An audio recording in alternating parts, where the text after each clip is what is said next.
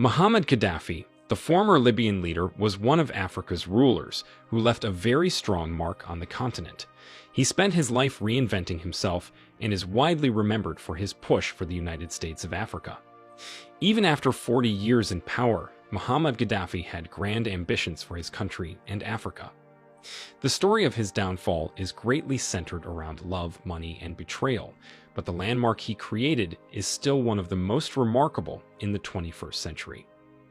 During his reign, Muammar Gaddafi showed much love towards a particular country, its people, and the president of this country. But at the end of it all, it was this same president, the same one he considered his friend, that betrayed him. So which country is this, and who is its leader? The country we are talking about here is Uganda, and the leader that betrayed Gaddafi was no other than the Ugandan leader who propagated his betrayal.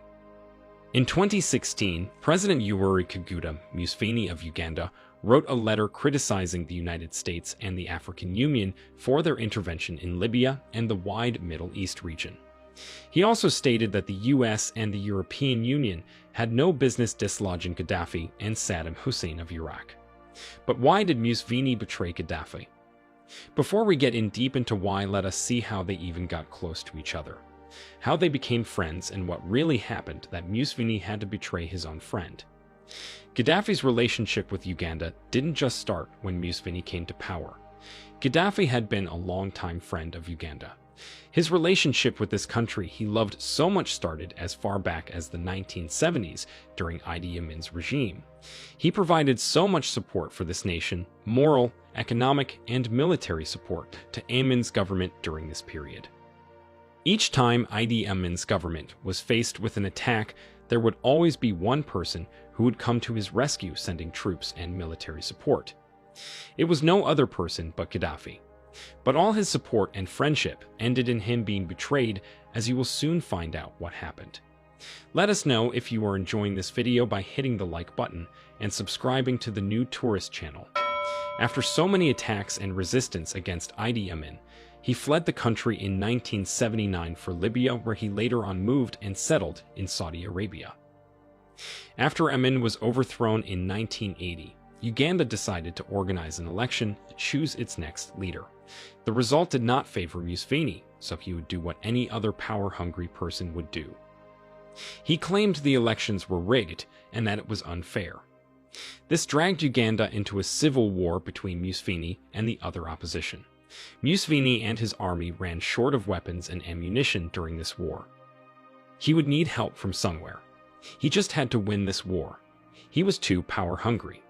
So what did he do? He had to look for help. He approached no other but the US and the UK for arms help. His request was turned down because of his closeness with Muammar Gaddafi. He then went to Gaddafi, the closest friend of his country. Gaddafi never hesitated. Gaddafi gave him all the help he needed, gave him military supplies, and he emerged victorious. Gaddafi gave his support on several occasions, including the Ugandan Civil War of 1986, which Museveni still emerged victorious. After the defeat of Paul Kawanga Samogarier, Libya trained Museveni's military. In fact, Museveni even named his secret intelligence agency after its Libyan counterparts. That's how much love and support Gaddafi showed Museveni. Gaddafi visited Uganda frequently, which would make one think it was his second home. He invested a lot in Uganda and built so many infrastructures. Gaddafi, through the Libyan African portfolio, invested and bought 51% of shares in Uganda's telecommunications corporation, Uganda Telecom, and 60% shares of the textile company known as TriStar Limited. Gaddafi even convinced Museveni not to sell Uganda's unrefined oil to Europe and the West. He promised him he'd help him build a refinery and pipelines to Kenya and other neighboring countries. That wasn't all. Gaddafi also made thunderous investments in the finance and real estate sectors of Uganda's economy, which included the investment he made in the Tropical Bank of Africa, National Housing Corporation, Lake Victoria Hotel, and so many other companies. One other fact you have to note is that through Museveni, Gaddafi also funded the RPF rebels after they invaded Rwanda in 1980. The support he gave them included arms that were flown into Uganda by the Museveni regime. That is how deep their friendship was, which is what made the betrayal even more painful. Let us also take a look at Gaddafi's interest in the Turo kingdom. Muhammad Gaddafi developed an interest in this kingdom, located within the borders of Uganda in 2001. At this time, its ruler, King Oyo Nyimba, was just 9 years old. Because of his extreme love for this kingdom, Muhammad Gaddafi financed the majority of the projects there, including the construction of the Turo Palace. Gaddafi left a lasting legacy in the Ugandan Muslim community. He contributed voluminously to the construction of the magnificent mosque there, which has a capacity of holding at least 3,000 faithful. This mosque is the second largest in Eastern Africa. Gaddafi even joked with Museviene, asking him to rule for life during his visits to Uganda. He went further, asking him why he even bothered going for elections. On one of his visits there, he promoted one of Museviene's sons in the military from captain to major. In the 2001 and 2006 presidential elections, Gaddafi supported Museviene to carry out his campaigns. Their relationship seemed so strong and unbreakable, but that was not the case till the end. What actually prompted Museviene to pull down Gaddafi? We shall examine this in two main parts, which are Western interests and Muhammad Gaddafi's ambitions. As you might already know, Muhammad Gaddafi is the highest person talked about each time the idea of a United States of Africa has been raised. His ideas for African unity involve the creation of a United States of Africa. Just like Kwame Nkrumah of Ghana. Gaddafi poured a lot of effort into the quest for African unity. During a summit held in 1989, Gaddafi succeeded to convince 45 heads of state to approve the creation of an African Union, which replaced the Organization of African Union. For more than 10 years after this, Gaddafi stood as the most popular advocate for this union. Still, in 1989, he came up with the idea of the United States of Africa, which he envisaged will have a single currency and military. The African Union, according to him, was to be used as a facilitator for this dream of his. Roughly 15% of the money used to finance projects of the African Union came from Libya during Gaddafi's reign. This, however, was a scary idea to Western powers and some African leaders who thought this will distort their prestige, influence, and position in the continent. The idea brought division among African leaders on the matter.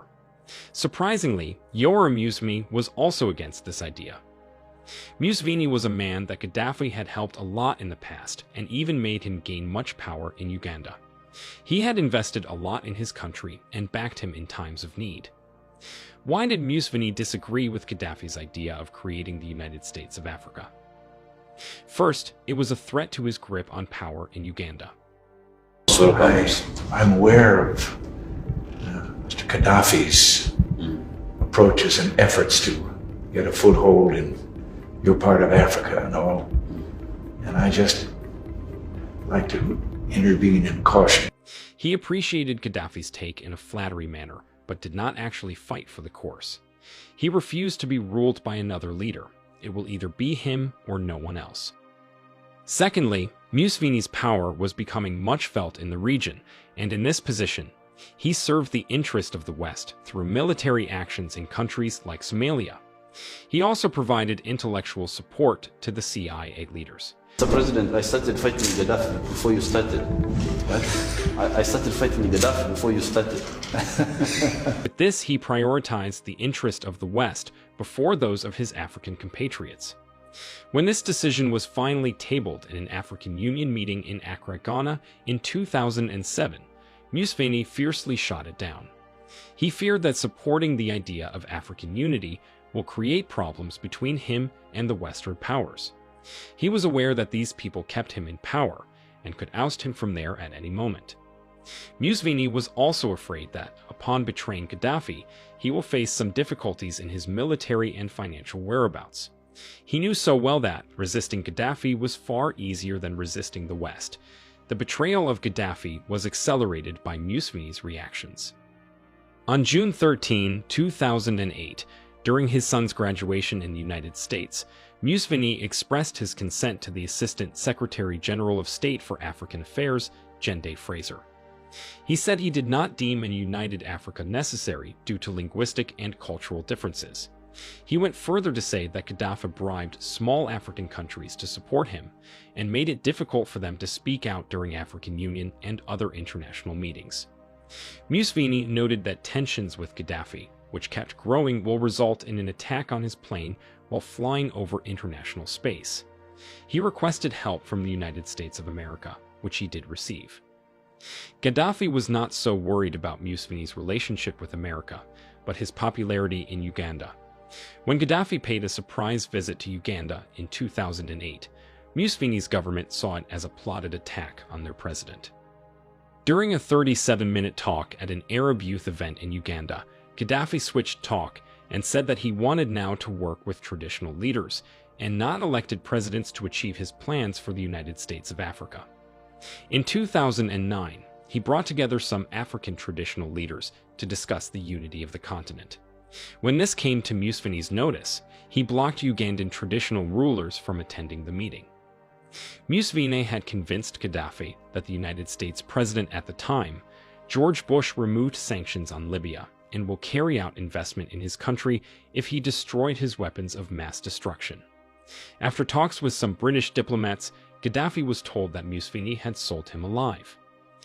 Declare and then to begin to dismantle the nuclear program and the chemical weapons program.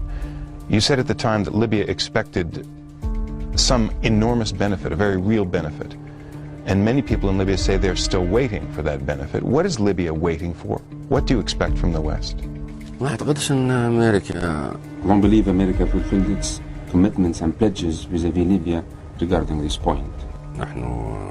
We have been told that President Bush is a man that honors his own word, and so far we are not so sure of that. What specifically are you waiting for the U.S. to do? What complaint do you have with President Bush? This was Gaddafi's greatest mistake that led to his downfall. He did not own a strong nuclear weapon that could neutralize NATO forces. Museviene since then has been trying to step into Gaddafi's shoes to champion African unity in finance and security. He is strong in some areas, but he lacks the charisma and financial power to carry out this project. He might not be supported even if he achieves this. Even the West will not, because it is the same reason they fought Gaddafi. In 2021, during one of his speeches, Museviene mentioned that the plans of the Western powers were narrow ones, and surprisingly, these are the same people that he had sold Gaddafi to. The mosque, which was built in Uganda and named the Gaddafi Mosque, was renamed 2 years after his downfall to appease their government. Now, close to 2 years after Gaddafi was killed, the Uganda Muslim Supreme Council has dropped the name to appease the current Libyan government. The only thing Museviene could have done was not to blackmail Gaddafi, because he was the only African leader he feared most. It is certain that when Museviene's time to draw power will come, no one will be there to save him. That's where we round off the video on the